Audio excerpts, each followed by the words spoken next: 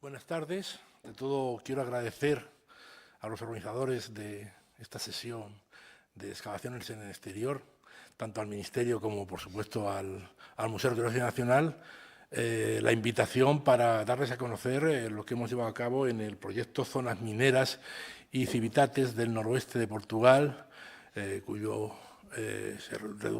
reducido MinCinep, que hemos llevado a cabo entre el año 2011 y 2015. Como ven en la pantalla, en realidad no se trata de un trabajo personal, evidentemente hay todo un equipo detrás de mí, que voy a ser el que lo exponga, un equipo que fundamentalmente pertenece al Consejo Superior de Investigaciones Científicas y que desde hace ya bastante tiempo viene realizando trabajos en la zona. De hecho, como ven aquí en el guión, en principio el comienzo va a ser un poco exponer el contexto histórico del proyecto MinCinep, es decir, cómo se enmarca dentro de las investigaciones sobre minería en la península ibérica y cómo incidió esta minería en la nueva organización romana del noroeste peninsular. En segundo lugar, vamos a referirnos ya de una forma más concreta a la zona de estudio, la zona del noroeste de Portugal, donde hemos llevado a cabo las investigaciones específicas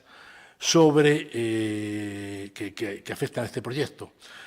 Dentro de esa zona del norte de Portugal nos vamos a tener muy en particular en las zonas mineras del sector asturgalaico y fundamentalmente en la zona minera de Francia, que quizás ha sido donde hemos realizado más trabajos dentro de todo el conjunto. Y en segundo lugar hablaremos también un poco de las zonas mineras del sector lusitano. En último lugar, pues hablaremos de la población, de cuál es el tipo de poblamiento que existe en estas zonas mineras y, por lo tanto, de la organización a través de civitates que se produce en época romana. Bien, empezamos, primer apartado. Como saben, en la península ibérica había fundamentalmente 4 grandes zonas mineras, por sintetizar la cuestión, que eran la zona del sureste de la península, con la zona de Sierra de Cartagena y hasta Sierra Almagrera, es decir, las actuales regiones de Murcia y la parte de Almería correspondiente, donde fundamentalmente lo que se produjo fue una minería centrada en la explotación de plomo. En segundo lugar está la zona de Sierra Morena. Sierra Morena es más compleja y aunque también destaca mucho por su plomo, la zona de Castro, la zona de Linares, se dan generalmente, aparecen una serie de yacimientos en sulfuros metálicos que pueden abarcar desde cobre hasta plomo, plata e incluso oro. En tercer lugar está la tercera zona, es el cinturón pirítico del sureste, que para nosotros en España es conocida fundamentalmente por Río Tinto, pero también están las minas de Tarsis, también están las famosas minas de Bipasca, que es donde conocemos el único texto que hay, el único documento epigráfico conservado sobre la legislación minera, que son las famosas tablas de Bipasca o de Aljustrel. Y en cuarto lugar está todo el cuadrante noroccidental de la península ibérica, que es el que ahora nos interesa. En ese cuadrante se concentran una serie de labores mineras. No creo que exagere si digo que 800 más o menos en la actualidad conocidas, y se van conociendo cada vez más, que son las que nosotros vamos a estudiar en particular y donde se halla la zona que ahora nos interesa. Esa zona no se ha elegido, el noreste de Portugal no se ha elegido de forma casual, sino que se trata de una zona donde se concentran, donde aparecen las 3 grandes áreas que el propio Plinio el Viejo menciona en su famoso pasaje sobre la minería de la península ibérica, es decir, Asturia, Galaiquía y Lusitania. Esas zonas, esas 3 regiones antiguas, no hay que confundir ni Asturias con la actual Asturias, ni Galaecia con la actual Galicia, y Lusitania evidentemente era muchísimo más amplia. Esas 3 zonas producían, según el propio Plinio, hasta 6.540 kilogramos al año de oro. Digamos que cuando da esa cifra Plinio, no se vayan a pensar que es una cosa segura y que todos los años se producía lo mismo, sino que él dice que algunos dicen que estas 3 regiones producen al año esa cantidad. Seguramente no tenía por qué ser así todos los años, ni tampoco es una cifra cerrada, evidentemente. Bien, dentro de esa zona, el equipo de investigación que hemos llevado a cabo, el proyecto MinCinep, ya habíamos trabajado en otras zonas hispanas. De hecho, un poco se trataba de comprobar cómo al otro lado de la frontera, que evidentemente en época romana no existía, se podía producir o no fenómenos que ya habían sido estudiados y detectados por nosotros tanto en el territorio asturgalaico como en el territorio lusitano. Concretamente, habíamos llevado a cabo investigaciones relativamente importantes durante una serie de años, tanto en la zona minera de Pino de Oro, en la actual Zamora, pero muy limítrofe con Portugal, como en la zona minera de las Cavernas del Cavaco, que es una zona minera muy importante, conocida también desde antiguo, aunque no siempre se relacionaba con el oro, al pie de la Sierra de la Peña de Francia, en Salamanca. Bien, digamos que el primer punto interesante a la hora de valorar cuál fue el impacto que pudo producir toda esa minería, todas esas 800 minas del noroeste peninsular en la nueva organización, arranca precisamente de qué es lo que se producía en época prerromana. ¿Hasta dónde llegaba la explotación en época prerromana? En época prerromana, fundamentalmente basándonos en fuentes literarias, eso es cierto, hasta ahora, por lo menos, sabemos que la población del noroeste peninsular explotaba el oro en los placeres fluviales, en los ríos. Estrabón y otros autores nos dicen cómo todos los ríos entre el Tajo y el mar Cantábrico, todos los ríos prácticamente eran auríferos. Ahora bien, ese tipo de explotación, el remover los placeres fluviales e ir bateándolos para extraer el oro, obviamente es muy difícil de documentar. ¿Por qué? Porque se trata de un tipo de yacimiento que se renueva año a año, según vienen las nuevas avenidas de agua, y por lo tanto es muy difícil que se conserve algún tipo de huella. Sin embargo, nosotros hemos tenido mucha suerte, porque precisamente en una de esas zonas que decía antes, en Pino del Oro, al excavar un asentamiento de la Edad del Hierro, que se llama la Ciguadueña, ahí lo ven situado prácticamente sobre el propio río Duero, al excavar ese asentamiento y en una construcción que precisamente pertenece a las primeras fases del poblado, entre el material que estuvimos analizando en lo que se llama, en términos arqueológicos, en una flotación, es decir, se recoge una serie de materia para poder flotarla y sobre todo obtener la materia orgánica, que nos va a dar información sobre cuestiones de carácter pavimental. Pues bien, ahí también queda un material grueso depositado en el fondo y entre que nosotros analizamos, por ver si se ha quedado algo, si se nos ha pasado algo por encima, y en ese fondo de material grueso apareció esta partícula. Esa partícula, como pueden ver ahí claramente, es una partícula de oro. No tiene la menor duda. Y es una partícula de oro que además está como ven en la superficie, muy erosionada. Es decir, es una partícula de oro que ha sido transportada. No es un oro primario, no es un oro de un yacimiento filoniano en roca, no, es un oro fluvial. Además, se daba la circunstancia de que en años anteriores, y para documentar cómo los romanos llegaron a descubrir los yacimientos primarios de Pino del Oro, habíamos hecho una serie de muestreos a la batea, como si fuésemos los antiguos pobladores astures, para intentar ver hasta qué punto se pueden encontrar pepitas de oro, o sea, partículas de oro en los placeres fluviales. Y justo a 100 metros de donde apareció esa partícula en el yacimiento de Ciguadueña, habíamos tomado una muestra, la muestra 21, como ven ahí en pantalla. Y en esa muestra habían aparecido partículas que son muy semejantes por su morfología externa a esa, es decir, que son partículas que también han sido erosionadas y transportadas y que son, evidentemente, partículas de origen fluvial. De hecho, las habíamos cogido en el fondo del río. O sea, que no había del arroyo de Fuente la Raya, en este caso. No había ningún tipo de dudas. Eso quiere decir que, unidos los dos hechos, no podemos demostrar y podemos decir claramente que en el siglo III, siglo IV, la población de Ciguadueña pudo perfectamente estar bateando esos placeres que hay al pie del asentamiento, evidentemente no tiene por qué ser exactamente en ese punto, puede ser en cualquier otro, y obtener ese tipo de partículas de oro para abastecerse. Hay que tener en cuenta que, como ponía en la diapositiva anterior, el oro en época prerromana tiene una finalidad no fiduciaria, es decir, es fundamentalmente un oro que evidentemente implica un poder y todo lo que lleva asociado el oro, pero que se utiliza fundamentalmente por cuestiones un poco de tipo personal, de ornamentación, etcétera, etcétera. Es decir, no se acuña. Sin embargo, en época romana sí.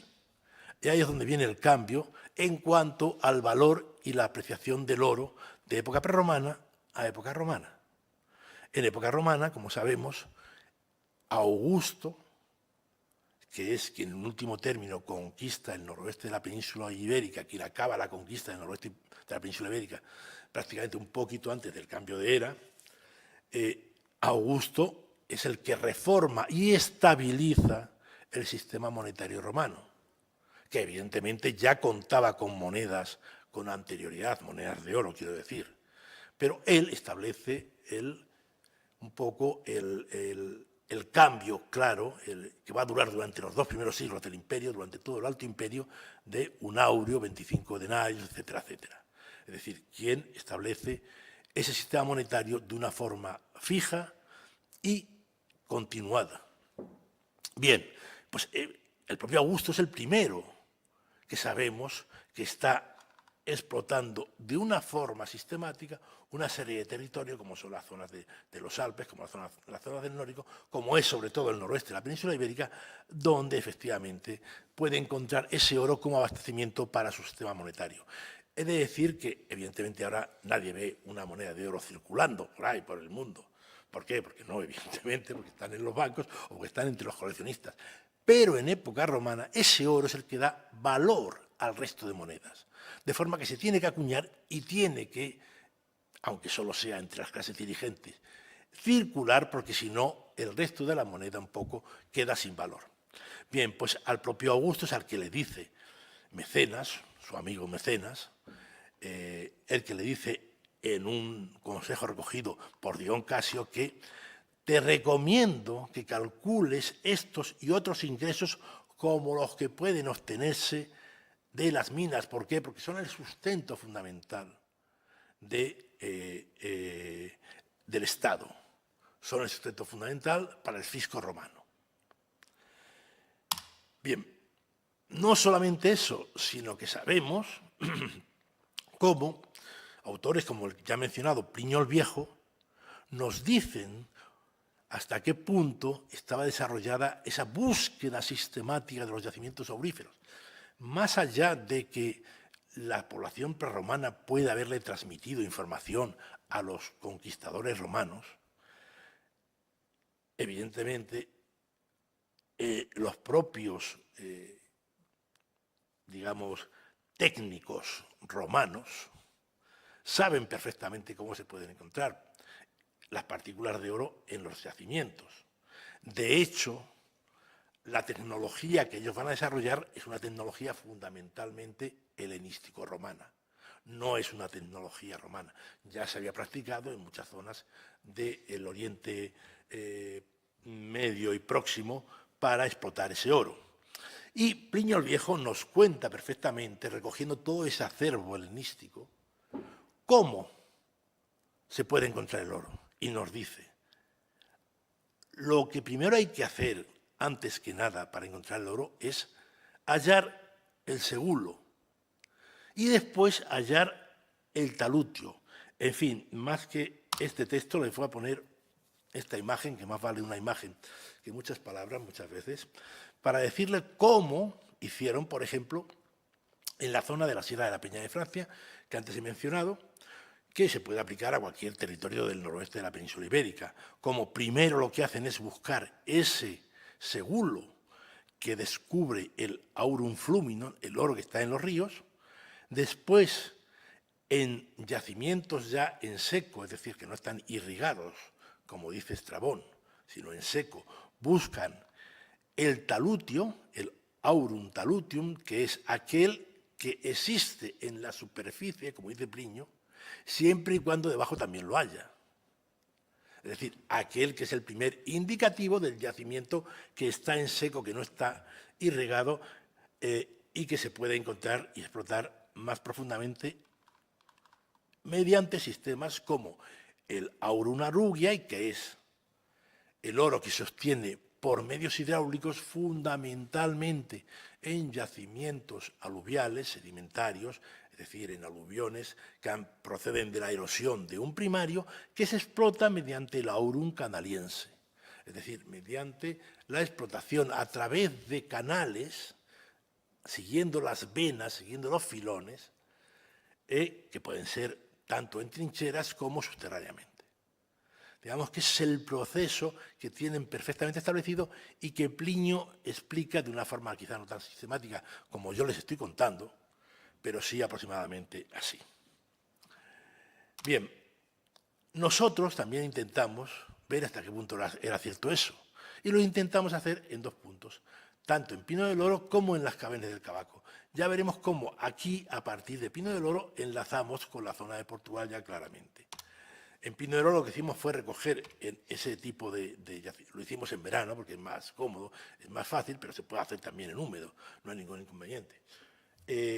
Lo que hacemos es recoger una muestra, esa muestra se batea por un hábil bateador, que es Benito Álvarez en este caso, que es el que utilizamos nosotros habitualmente para que nos batee, y en el fondo de la batea se recoge un concentrado y, como ven, en ese concentrado aparecen las partículas de oro.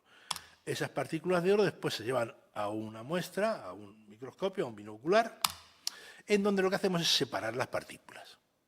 ¿Para qué nos sirve esto? Pues muy sencillo, para intentar objetivar hasta qué punto el segulum o segutilo de que habla Plinio servía o no como indicio. Obviamente los romanos no tenían microscopios ni binoculares.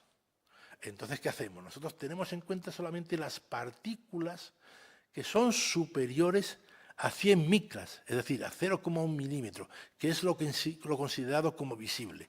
Esas partículas que tienen ahí un cuadradito rojo han sido descartadas a la hora de hacer la valoración. ¿Por qué? Porque no llegan a 100 micras. Hay que tener en cuenta que estamos hablando de partículas, no de pepitas, que la retícula que ven ahí son milímetros. Es decir, que no hay ninguna partícula que llegue a superar 1 milímetro por 1 milímetro, que eso es además lo más normal. Entonces, ¿qué hacemos?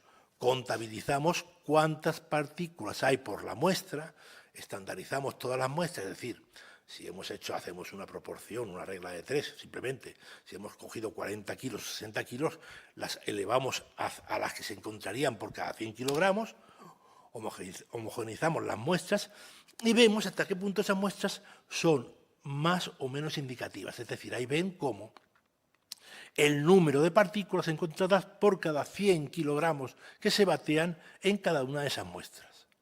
Ahí ven cómo efectivamente hay una diferencia, cómo hay las rojas, que son nulas, es decir, que no hemos encontrado ninguna partícula, y cómo después los puntos amarillos van creciendo hasta llegar a más de 150 partículas por 100 kilogramos.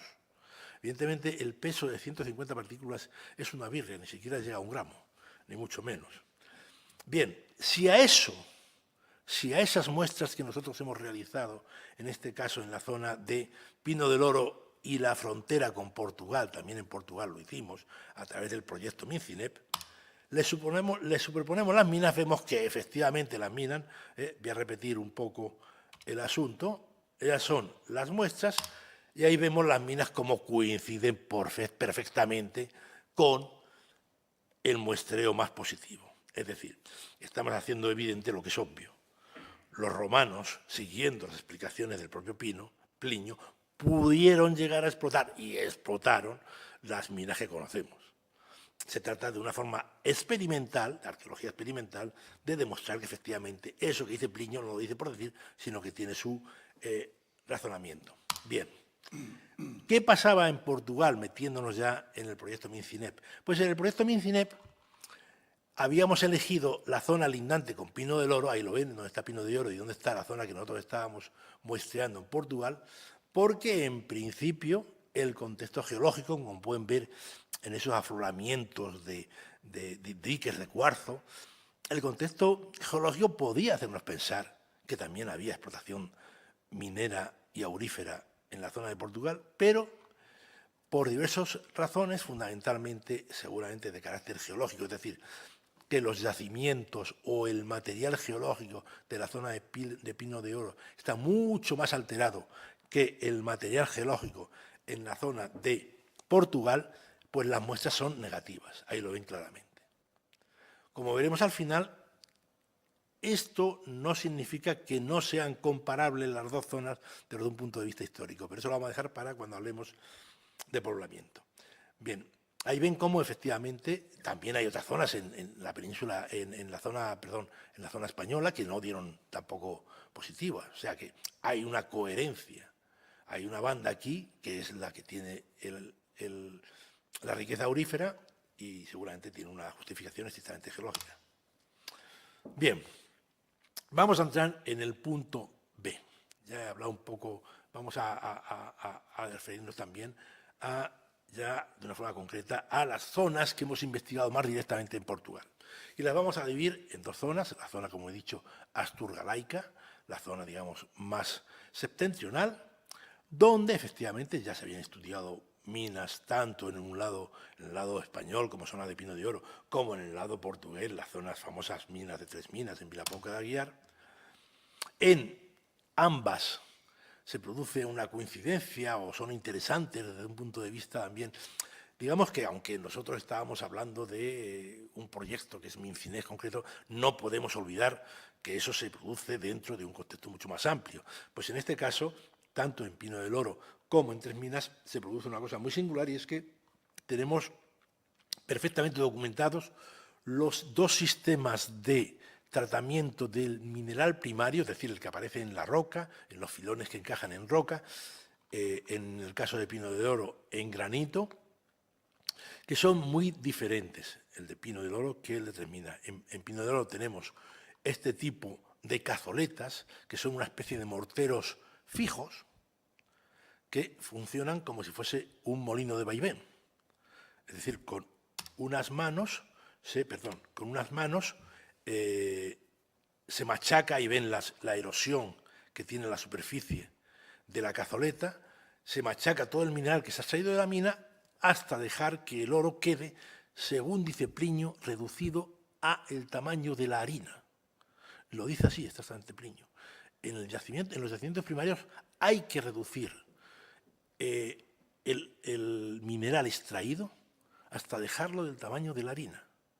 Obviamente, después, a partir de ahí, se puede otra vez hacer lo mismo.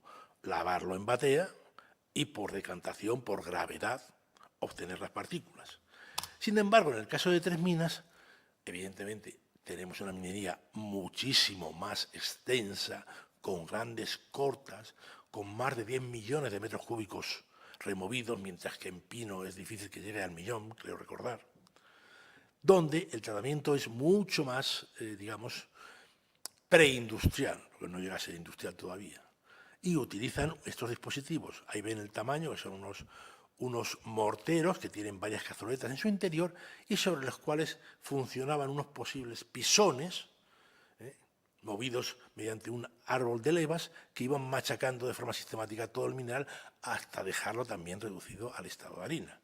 Digamos que son los dos extremos del tratamiento de ese tipo de mineral aurífero. Por eso digo que son muy interesantes. Pues bien, dentro de esa zona donde investigamos es en França, que es una zona minera ya conocida, casi todas las zonas mineras, de una forma u otra, es muy difícil, digamos, descubrir cosas nuevas. Casi todos se conocen mejor o peor. Lo que ocurre es hasta qué punto se conoce bien o no. Pues bien, en la zona de França, en Bragança, tenemos varias zonas, varias labores mineras de una envergadura, digamos, bueno, no son tan grandes como las de Tres Minas, pero tampoco están tan... Ahora veremos un poco, ven ahí como el material removido es aproximadamente unos 4 millones de toneladas, es decir, menos de la mitad que en 3 minas, en su conjunto, en la zona minera, pero no está tampoco nada mal. Y ahí tenemos cortas, pues relativamente importantes, como el Coballao de Vale de Águia, Covas Altas o el Coballao de Vale de Pereira, donde el sistema de explotación fue esencialmente el mismo que el que hemos visto en 3 minas, es decir, se trataba de extraer el material que contenía mineralización aurífera, fundamentalmente por medios mecánicos, valiéndose de martillos, de picos, y utilizando sobre todo las fisuras de las rocas. Son zonas que están siempre muy alteradas. Son zonas donde es difícil encontrar el material, digamos, perfectamente conservado, sino que está ya genética y meteóricamente el yacimiento aurífero muy alterado. Y ese material se extrae y después es necesario tratarlo mediante el correspondiente molido en molinos. Bien, pues ahí vemos esta zona. Lo que hemos ya hecho es aplicar los nuevos sistemas de cartografía LIDAR, basados en las imágenes LIDAR, que nos permiten pues, hacer unas topografías como perfectamente detalladas. Ahí ven la corta del Coballao de Vale de Águia, que es quizá la más grande de todas. Ahí ven cómo se puede perfectamente delimitar, cómo se puede marcar dónde estaba el depósito de agua, es decir, en la parte alta para explotar el mineral, porque evidentemente ese mineral debe ser arrastrado hasta el fondo. Tiene que ser seleccionado en la propia mina y arrastrado hacia el fondo, que es donde estarían, en ese fondo, en el fondo del valle, donde estarían, aquí vemos el cono de dirección de estériles, más o menos si ven la topografía se marca perfectamente, y ahí estarían los sistemas de tratamiento del mineral. Pues bien, esto es un poco, les voy un poco a decir cómo estudiamos este tipo de yacimientos. Ahí ven una imagen prácticamente actual del Coballao de Vale de Águia, donde efectivamente se ve relativamente bien, pero las imágenes más antiguas, por ejemplo el vuelo americano del 56, tienen una ventaja, y es que a lo mejor no son tan nítidas, pero son más claras en cuanto que se marcan mucho más estructuras como los depósitos e incluso los propios frentes. ¿Por qué? Porque en aquel momento el terreno estaba mucho más cultivado, mucho más explotado, no era un matorral cerrado como el que vemos en la actualidad. Ese tipo de fotografía aérea es el que nos ha servido para estudiar, por ejemplo, una cosa muy interesante en esta zona de Francia, que es la red hidráulica. Esa red hidráulica, volvemos al Coballao de Vale de Águia, esa red hidráulica cuenta con ese depósito fundamental que ven aquí, es este de aquí. Ya ven que si nos metemos sobre el terreno, si yo les digo que este es el depósito de agua, me pueden decir que bueno, que vale, porque en realidad lo único que se ve son matas. Es necesario siempre acudir a este tipo de ilustración, a ese tipo de material, de la fotografía aérea o de las imágenes LIDAR. Evidentemente también lo que procuramos hacer es hacer topografías sobre el terreno, concretamente de los depósitos. ¿Para qué? Para saber cuánto cubican, cuál es su dimensión. Ahí ven, sabemos que entonces ya este depósito concretamente podía cubicar, o sea, podía contener unos 350.000 metros cúbicos, sí, de agua, lo cual no es mucho. Por ejemplo, el depósito más grande de las Médulas, que es un yacimiento secundario, son 16.000, 18.000, es decir, que son mucho más pequeños en general, son mucho más pequeños en yacimientos primarios. ¿Por qué? Porque el agua no tiene el valor de fuerza extractiva que tiene en los secundarios, en los aluviales, como las médulas, porque es imposible remover la roca solamente con agua. La roca hay que removerla a pico, a mano, manualmente, mediante procedimientos mecánicos, mientras que en yacimientos secundarios, como las médulas, se puede utilizar como fuerza de extracción del material, de diversas formas, pero bueno, no me voy a entretener ahora en explicar eso ahora mismo. Bien, pues aquí vemos cómo pudimos identificar a su vez en esa zona de ahí, del Coballao de Vale de Águia, una cosa muy interesante, que es este tipo de estructura, que parece una tontería, pero no lo es. Ahí ven cómo de repente, donde nace, voy a volver la imagen para atrás, donde nace prácticamente el arroyo, este arroyo, que es un tributario del río Tuela, que es el fundamental, este arroyo, el arroyo de Vale de Águia, nacen, ven que nace ahí mismo, prácticamente estamos a 200 metros del nacimiento del arroyo, ahí de repente quiero llamar la atención sobre esa estructura, porque es un campo que sobre el terreno se ve, como ven en esta fotografía de al lado. Es decir, de repente, al lado del nacimiento de un arroyo hay una sedimentación de material pues más grande prácticamente que esta sala. Es decir, eso no es normal. ¿Por qué? Porque ahí no es normal que se sedimente el material. ¿Por qué? Porque el arroyo tiene mucha fuerza y sigue arrastrando todavía, tiene mucha pendiente y va arrastrando los materiales. Sin embargo, vemos cómo crecen efectivamente los helechos y vemos cómo coincide con una presa que todavía se utiliza. Es decir, ese relleno es un relleno que responde a una presa que está atarquinada, es decir, que está rellena, que todavía funciona, pero funciona un poco de forma secundaria. ¿Qué es eso? Eso es, en realidad, un depósito seguramente de época romana, y ya diré por qué, del cual nace un canal de derivación de agua, que todavía se conserva y que está parcialmente obstruido por los estériles de la Gran Corta. Es decir, ese canal es anterior al depósito de los materiales estériles de las últimas fases de la Gran Corta. Eso quiere decir que tiene que ser anterior a la Gran Corta, que es romana, claramente. Bien, a su vez, a un centenar de metros de esa zona, tenemos todavía, esta zona de Portugal es muy interesante porque además está muy poco alterada y tiene sus ventajas en trabajar para este tipo de temas en zonas que están muy poco alteradas, porque todavía se conservan azudes, pequeñas presas, como esta que vemos en la imagen, que está, digo, a centenares de metros en el río Tuela de la Corta que acabamos de ver y de esa especie de depósito antiguo, y está hecho, como ven, con los cantos puestos en posición longitudinal, es decir, ofreciendo a la corriente su lado más corto, el que ofrece menos resistencia. No se trata de hacer una presa de embalse, se trata de hacer lo que se llama una presa de derivación. Por eso, simplemente, no importa que siga pasando el agua. Lo que hace falta es elevar la lámina de agua del arroyo o del río correspondiente y desde ahí derivar por uno de los lados, por el lado que sea más interesante o para que haga falta para ir a abastecer a las minas, derivar, ahí ven un detalle de las piedras, derivar un canal como este sí que está en uso claramente todavía en la actualidad, ahí lo ven, y eso sería el corrugo o canal de época romana, serían exactamente igual, no son acueductos. De hecho, Plinio, cuando habla de ellos, nunca habla de acueductos, solo habla de corrugui o canales. Los diferencia claramente de los acueductos. Evidentemente, Plinio sabía lo que era un acueducto, lógicamente. Bien, pues son de ese tipo, son fundamentalmente acequias y tienen una pendiente mucho más elevada que un acueducto.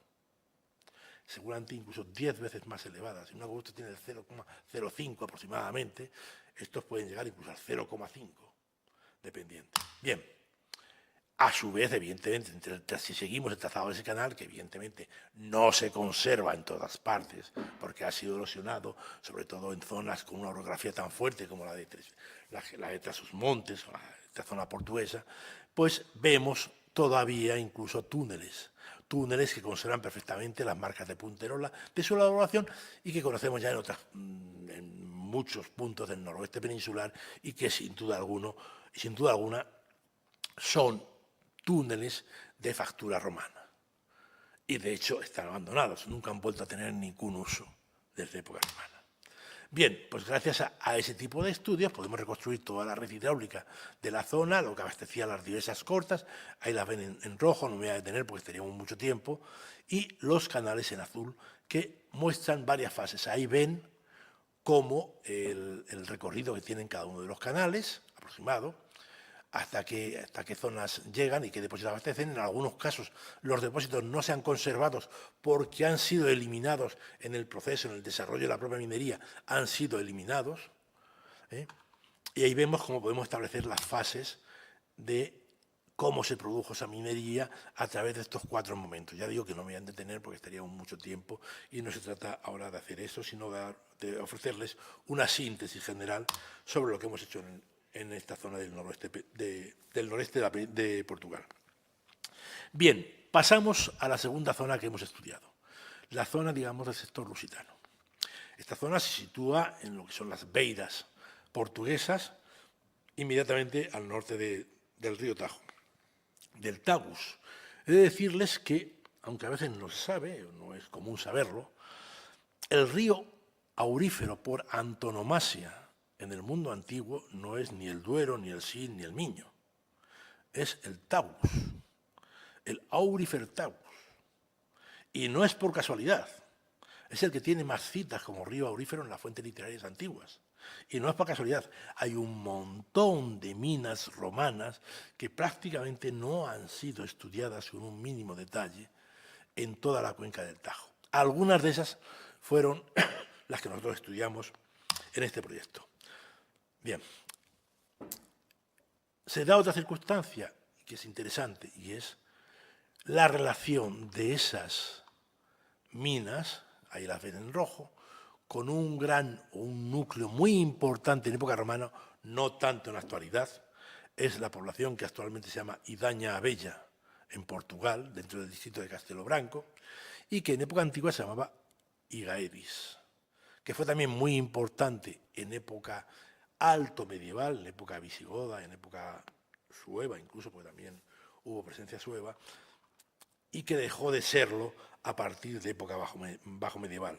Pues bien, en ese territorio de Igaedis, de la Kiwitas Igaeditana, hemos estudiado una serie de minas y vamos a empezar de sur a norte por la más lejana de los yacimientos primarios, es decir, la más, digamos, aluvional, que es esta zona del Coñal de Arneiro. El Coñal de Arneiro, que está situado en un paraje maravilloso, que es las Portas de Rodao, que son unos enormes afloramientos de cuarcita que fueron excavados por el río Tajo y que por eso se llaman las Portas de Rodao y que tienen una importancia muy grande en la historia de Portugal, que es la cual no voy a entrar.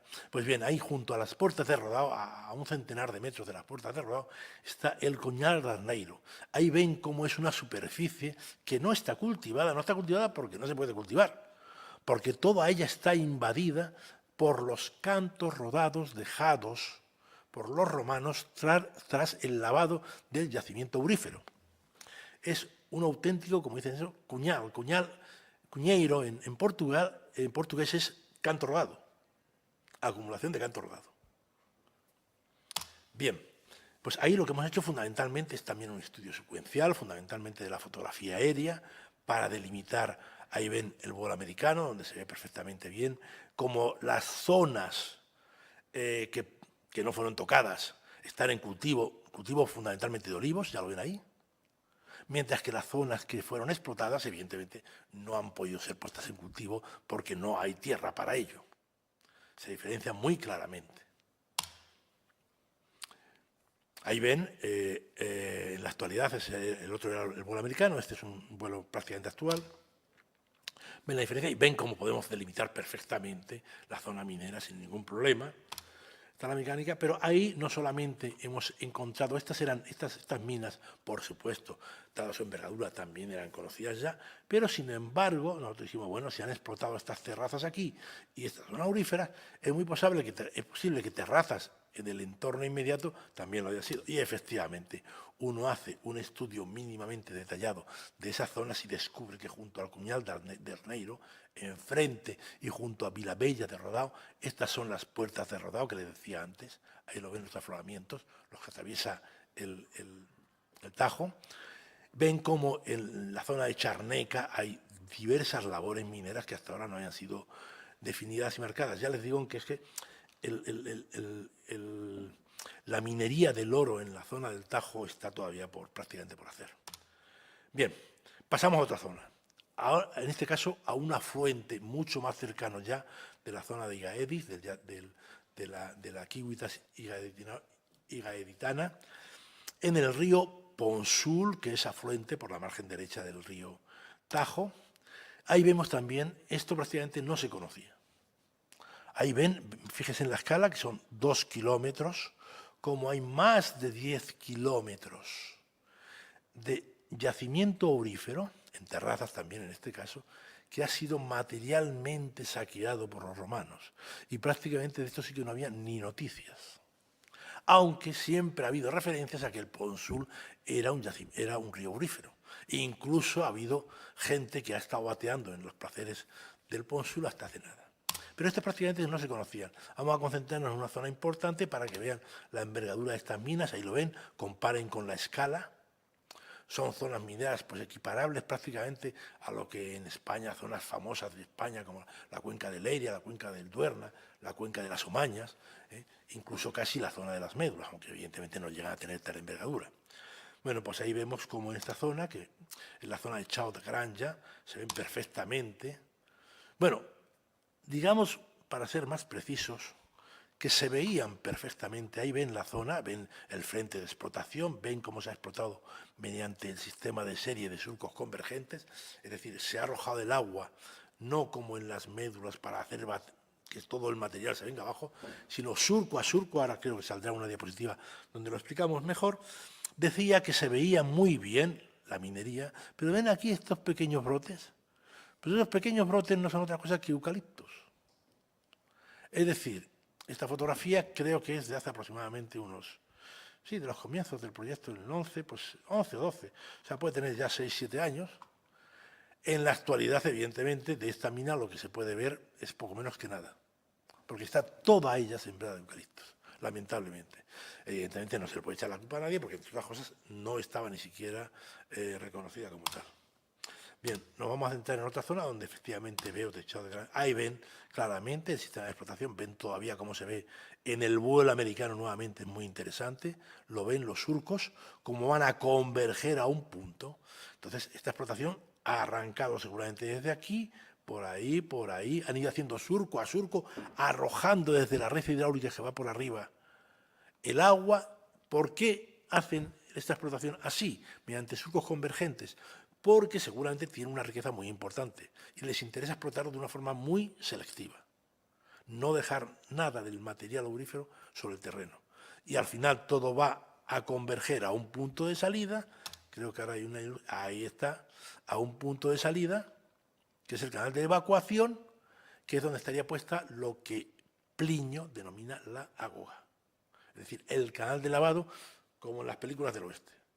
Es decir, el canal de lavado de madera, con unos obstáculos en el fondo, que Plinio dice que son de urce, es decir, de brezo, para ayudar a retener el oro. Ahí se queda el oro retenido por gravedad.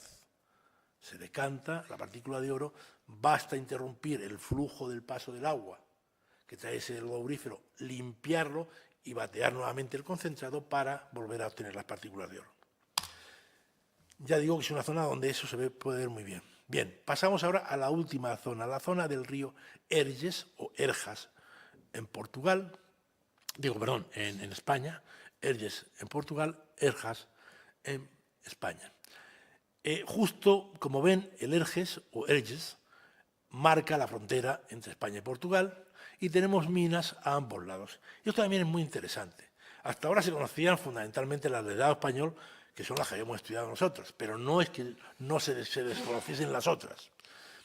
Bien, en la cabecera del Erges y Baságueda vemos unos yacimientos muy interesantes, que son los vieiros. Los vieiros, ya el nombre ya vieiro, es decir, algo que se endereza hacia algún lado, de vía. Y efectivamente son unos grandes surcos. Ahí ven un modelo digital del terreno obtenido de imagen LIDAR, ahí lo ven, unos grandes surcos kilométricos que están en la zona de Valverde del Fresno, en la Sierra de Malvana, que se reconocen perfectamente y que habían sido ya estudiados previamente por nosotros. Ahí los ven. Vamos a hacer una ampliación de esta zona. Ahí ven, pueden llegar a tener hasta 30 metros de anchura los surcos y prácticamente 20 metros de profundidad. Hasta ahora eran conocidos, o se habían conocido en la literatura, digamos, histórica, como posibles minas de hierro romanas, se reconocían yacimientos en su entorno, pero después de un estudio del geólogo que trabaja con nosotros, o que trabajaba, desgraciadamente ya fallecido hace 3 años, Luis Carlos Pérez, estudiaron la zona para hacer ver un posible reexplotación del yacimiento, y claramente se vio que eran yacimientos auríferos, donde el oro está asociado a una serie de pequeños filones que van asociados a unos diques muy grandes que marcan toda la zona. Ahí ven los diques en amarillo y las trincheras de los romanos en rojo. Bien, pues se trataba de ver si en el otro lado, en el lado portugués, está la sierra de Malvana, la española, digamos, y está la sierra de Malcata, la portuguesa. Se trataba de si había también, y efectivamente, como no podía ser de otra forma, ya ven ahí una serie de indicios, ven esa especie de zanjas ahí. Bueno, no es que se vean muy bien, si se los pongo así se van a ver mejor, ¿lo ven? Pasamos así, ahí lo ven, como efectivamente al otro lado de la frontera también siguen esos afloramientos. De hecho, el problema que tenemos aquí es que en la zona portuguesa hay unas replantaciones de pinos mucho más fuertes todavía que las que hay en la zona española, con lo cual son más difíciles de distinguir. Pero claramente se vio como no podía ser de otra forma, como sigue el yacimiento aurífero, también lo explotaron en la zona portuguesa. Bien, el siguiente yacimiento, si aquí están esas labores de Valverde de Freno, la Sierra de Malcata y de Malvana, aquí, inmediatamente al pie de la Sierra de Malcata, tenemos los primeros yacimientos aluviales de esta zona, de esta cuenca del río Erges y Baságueda, que son el yacimiento conocido de la zona de Penamacor. Ya eran conocidos con anterioridad también, pero tampoco así habían sido objeto de un estudio muy preciso. Lo recoge, por supuesto, Tomeres en su catálogo de minas, ya del año 87. Y son unas minas que fundamentalmente, en el sector más importante, que es el que estamos viendo en pantalla, constan de 2 grandes cortas, la mina de la Presa y Covado Urso. Bien, ¿qué tienen de interesante estas minas? Que ya habían sido en parte estudiadas por nosotros, pero que han sido retomados su estudio ahora a raíz de este proyecto. ¿Qué tiene de interesante? Pues tiene de interesante una cosa muy importante y muy singular. Y es que en la zona de Mina da Presa, que es a lo que me voy a referir ahora por no tener que estar explicando todo ello, en la zona de Mina da Presa tenemos inmediatamente al norte de Mina da Presa, tenemos esas manchas que ven ahí en naranja, que les voy a volver a enseñar más en detalle. Ahí ven esas manchas blancas que están definiendo un recinto. Si se lo pongo así, va a ser más claro. Un recinto que sobre el terreno se ve muy difícilmente, porque apenas sobresale 1 metro, y que es un campamento romano. Es un campamento romano con posterioridad a que nosotros hiciésemos los últimos trabajos aquí. Nuestros colegas portugueses, concretamente Pedro Carballo, hizo una prospección y vio material romano dentro del recinto. Un campamento romano que curiosamente coincide con lo que es la carrera do tiro del ejército portugués, es decir, con un campamento moderno portugués, que es esto que ven aquí, donde se ejercitan en el tiro. Pues el campamento romano tiene una particularidad también, y es que ha sido destruido por las propias labores mineras. Ven cómo el frente en amarillo, el frente de explotación, destruye parcialmente el campamento, y por supuesto la red hidráulica también lo atraviesa y lo destruye. ¿Esto qué quiere decir? Que obviamente el campamento es anterior a, digamos, la explotación sistemática de toda la zona. Si a eso le unimos que en sus inmediaciones se ha encontrado un tesorillo de más de 40, bueno, como todos los tesorillos, el número hay que ponerlo entre paréntesis porque podrían ser 40 o podría ser más. Lo que se nos ha conservado han sido 40 denarios que están depositados en el Museo de Penamacor, denarios de plata cuya última datación tienen desde época republicana hasta época de Augusto. La última datación son 1402 a.C. Es decir, encontrar un tesorillo de esta envergadura en un yacimiento, bueno, pues, dadas las circunstancias, además hay un campamento romano, el pensar en una presencia militar pues no es ninguna tontería. Es decir, es algo que se refuerza mutuamente y a su vez nos puede dar la fecha. ¿Qué hace ese campamento que es destruido posteriormente? Pues muy sencillo. Lo que hace es lo que sabemos ya en parte en otras zonas del noroeste, y es que una primera presencia en las zonas auríferas viene de parte del propio ejército, que es un ejército que no hay que confundir con el ejército actual, que es un ejército que realiza unas labores técnicas y administrativas que van más allá de lo que nosotros consideramos como ejército, que sabemos perfectamente que en otras zonas, en la Germania, en el acueducto de los Bañales, quien lo hace es la Legio Cuarta Macedónica.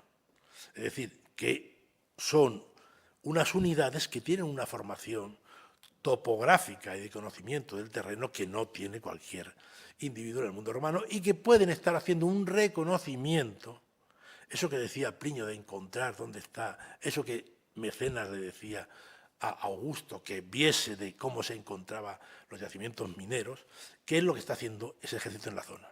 No es el primer campamento que se documenta de este tipo, sino que ya en Valdemeda, cuando nosotros estuvimos trabajando en los años 70, 80 en Valdemeda, en León, habíamos encontrado un campamento que es prácticamente igual y que también fue destruido.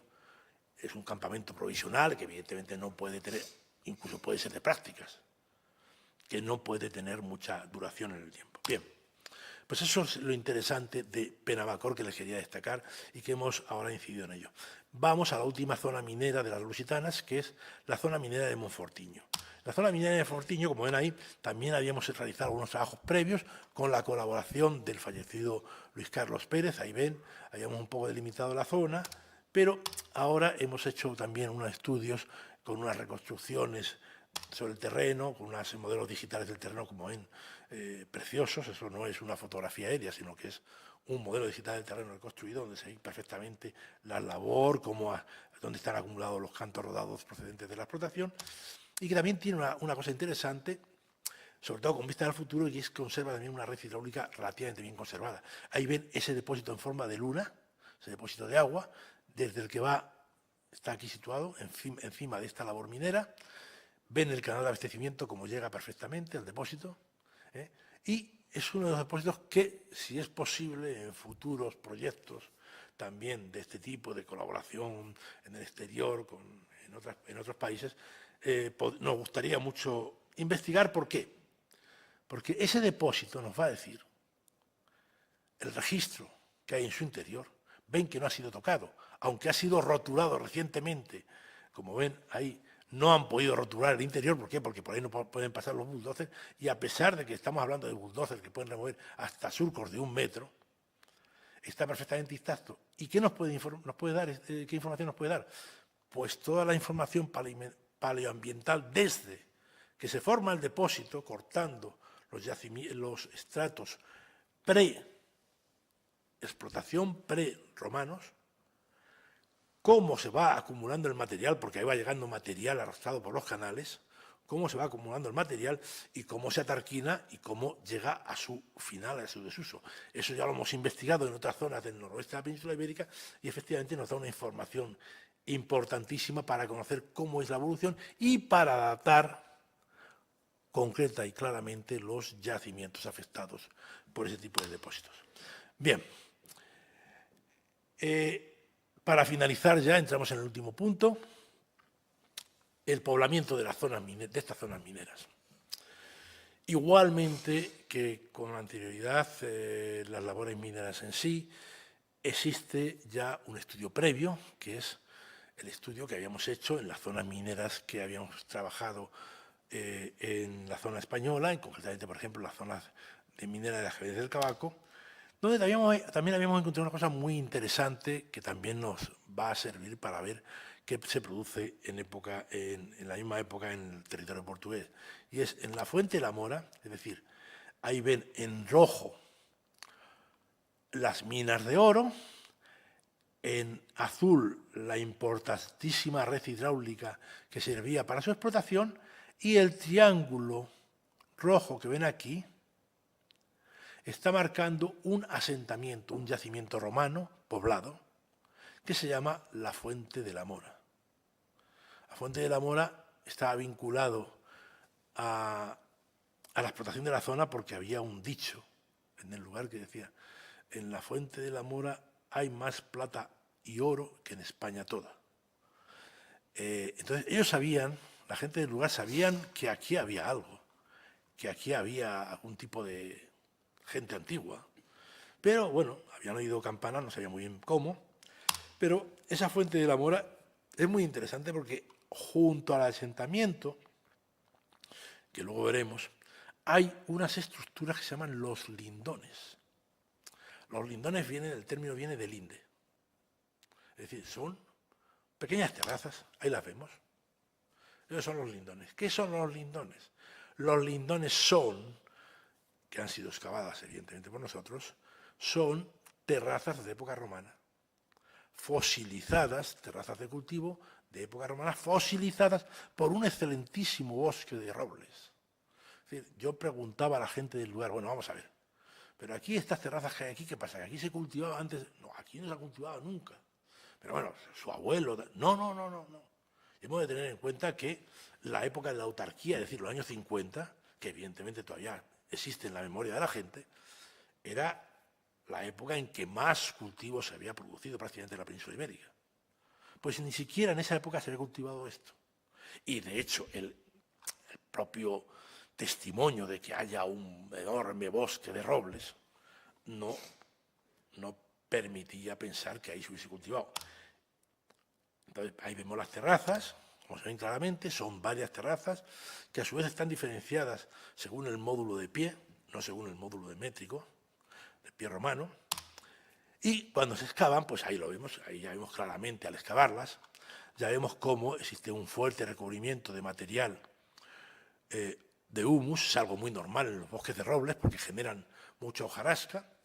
Esto es muy normal. Lo hicimos con el asesoramiento de los edafólogos del IRNASA de Salamanca, del Instituto de Recursos Naturales y Agrobiología de Salamanca, y vemos cómo hay una serie de niveles y llegamos al 3, que es un nivel de cultivo fosilizado de época romana que incluso contiene cerámica romana. Esos puntitos que ven rojos, tanto en el nivel de cultivo como en el bancal, que ven que es donde se acumula la piedra, esos puntitos que ven rojos son o tégula o cerámica romana. Es decir, blanco y en botella. No puede ser de otro momento. Y, de hecho, digamos que las dataciones que obtuvimos por carbono 14 nos dan prácticamente esos momentos, los 2 primeros siglos del Alto Imperio. Ahí ven la serie de cortes en amarillo que se hicieron para averiguar y constatar de forma muy fehaciente que no era una cosa puntual. Bien, ahí ven el asentamiento de la Fuente de la Mora, como es una estructura pues típicamente romana, con un zócalo de piedra y el resto del alzado en tapial. Ahí ven, no me voy a detener en ello, su diferenciación, la diferenciación funcional de los diversos espacios. Hay espacios que sirven como zona de hogar, de habitación, hay otros que sirven como almacén, hay zonas de trabajo porque, de hecho, por ejemplo, una de las cosas que encontramos es una gran acumulación de pesas de telar. Eso quiere decir que la gente que está en la Fuente de la Mora no se está dedicando solamente a trabajar en la mina. Y ya veremos por qué no luego. Sino que tienen una vida propia, normal. Son poblaciones campesinas que están aprovechando los recursos agrarios en los campos que tienen al lado, pero que también incluso tienen una producción textil. Evidentemente hay candados, hay cerámicas, como es normal en todo tipo de poblado romano. Bien, pasamos a Pino del Oro. En Pino del Oro también quiero ahora marcar solamente un hecho. Junto a esas famosas cazoletas, junto a esas minas romanas, hemos encontrado también esto que ven aquí. Junto al castro de Peñarredonda, que es un castro que fue ocupado en época prerromana, pero también lo fue en época romana, vemos unas terrazas de cultivo. Terraza 1, terraza 2, terraza 3, terraza 4, lo ven ahí. Unas terrazas de cultivo que están a 5 kilómetros del pueblo Villardiego de la Ribera más cercano. Y entonces nos preguntamos, ¿qué hacen unas terrazas de cultivo marcadas por bancales a 5 kilómetros del pueblo? Porque para un cultivo mejorado que implica un bancal, no se van a venir a 5 kilómetros. Entonces también lo que hicimos fue, para salir de dudas, excavarlas. Y en este caso ven estos bancales que primero no están hechos con la factura de los bancales modernos, que suelen consistir en un gran canto hincado y que marca unas zonas que se rellenan con cascajo, sino que está hecho de esta forma y que lo fundamental tiene, acuñando las piedras, tegula, nuevamente blanco y en botella. Es decir, no puede ser otra cosa que romano. Pero si además lo que hacemos es sobre esas terrazas una excavación que nos revela en marrón y en casi negro una zona con relleno y tierra cultivada antigua que está fosilizada por la tierra de cultivo más moderna, que es esta de aquí arriba, vemos cómo desde abajo, voy poniendo los puntos, el punto amarillo que corresponde al sustrato natural, que es previo a la ocupación de la zona. El siguiente nivel, el naranja, que es este pequeño nivel, que es un nivel con huellas de haber tenido vegetación. Fecha por carbono 14, 170 antes de Cristo a 50 después de Cristo. Es decir, es anterior seguramente incluso a la conquista romana. Siguiente nivel, los rellenos, tanto este como este otro, los dos rellenos que forman el bancal, que rellenan, o sea, que permiten la existencia de esa terraza de cultivo, 40 antes de Cristo a 120 después de Cristo y 10 a 210 después de Cristo. Es decir, ya estamos con fechas altoimperiales. Todo esto hecho a partir de la materia orgánica que contienen los correspondientes niveles. Siguiente, la tierra de cultivo en sí, 80, 250 después de Cristo. Es decir, como ven, es casi de libro. Es decir, tenemos unas tierras de cultivo que es muy posible que durante los 2 primeros siglos de la era estuviesen en cultivo junto a un poblado y junto a unas minas. Nuevamente volvemos a lo mismo. No son poblaciones que tengan una actividad sectorial. Son poblaciones campesinas que están trabajando, están cultivando y, además de eso, hacen un trabajo en las minas. Vamos a ver, bueno, en la actualidad. Vamos a ver, en la zona portuguesa hay algo parecido. Vamos a ver, justo al otro lado del río, ahí tenemos el río Duero, está el castro de São João das Arribas. Ahí lo tienen. Donde también había unas terrazas, mire usted por dónde, que estaban también a 3 o 4 kilómetros del pueblo más cercano. Esas terrazas las excavamos y efectivamente encontramos unos depósitos, unos rellenos, unos suelos que pueden ser perfectamente y unos bancales que pueden ser suelos fosilizados y unos bancales muy claros. Eso los datamos y el bancal ese concretamente nos dio siglo II a siglo III después de Cristo. Aquí ya no tenemos una posible, digamos, una explotación clara, datada, de época altoimperial. La tenemos precisamente, bueno, de época prácticamente tardo, antigua o incluso medieval. Porque sabemos que a su vez aquí hay ocupación medieval en este asentamiento. Pero tenemos también cómo efectivamente en esas terrazas pudo haber una primera explotación claramente romana. Quizás teníamos que haber hecho, o tendremos que hacer en el futuro, como en Pino del Oro, excavar más, hacer más trincheras y comprobar hasta qué punto esa explotación puede ser incluso de época altoimperial. Porque lo que sí sabemos con seguridad es que en São João das Arribas sí hay ocupación por documentos epigráficos, incluso en época altoimperial. Bien, en último término, y resumiendo ya, que prácticamente estoy acabando, lo que vemos que el poblamiento, si comparamos el poblamiento de la edad del hierro en esta zona transmontana, alistana y de Sayago, en época prerromana y en época romana, ven como la única diferencia clave, abajo están superpuestos, es Sayago, donde curiosamente tenemos el hecho de que digamos, la zona interior de Sayago en época prerromana está muy poco poblada. Puede deberse a falta de investigación también, porque no hemos investigado en profundidad toda la zona del Sayago. Sí lo hemos hecho más en el Aliste. Pero vemos como hay un mayor poblamiento en época romana que en época prerromana. Esto es normal porque, nuevamente, por lo mismo que decíamos antes, se trata de poblaciones campesinas que son capaces de poner en valor terrenos de cultivo que antes no lo estaban. ¿Qué encontramos además de ese tipo de asentamientos? Encontramos una epigrafía en la zona riquísima. Ahora veremos una comparación con otras zonas del noroeste. Hay una gran cantidad de epigrafía en la zona, ahí le ven una muestra simplemente. Son fundamentalmente población que por sus antropónimos son de origen fundamentalmente indígena. Hay algunos que son más, que incluso tienen los nómina, que tienen como Valerius Rufus Atianus, que tienen unos grandes tipos, pero en último término nos están hablando fundamentalmente de dos tipos de población. O bien son élites locales que son capaces de emular la forma de enterramiento y de los tipos funerarios romanos, o bien, como en el caso de este personaje, que está precisamente en el castro de São João das Arribas, es un militar, es una persona que ha sido signífero, y que nuevamente nos remite a esa presencia de militares que pueden estar desarrollando una labor técnica en las zonas. Vamos a comparar ahora, por ejemplo, en las zonas que hemos estudiado, tanto la española, la Zamora Occidental, Braganza. Si vemos la epigrafía, ven que la epigrafía es mucho más alta, mucho más elevada que la del Bierzo o que la de la Valduerna, que tampoco es manca. Ven que la cantidad de epígrafes es enorme. Es una de las zonas con más epígrafes de todo el Imperio Romano. Y ahí ven, bueno, evidentemente si exceptuamos Roma, etcétera, etcétera, como es lógico, estoy hablando de zonas rurales fundamentalmente, vemos cómo hay una diversidad de tipologías. Vemos cómo la presencia,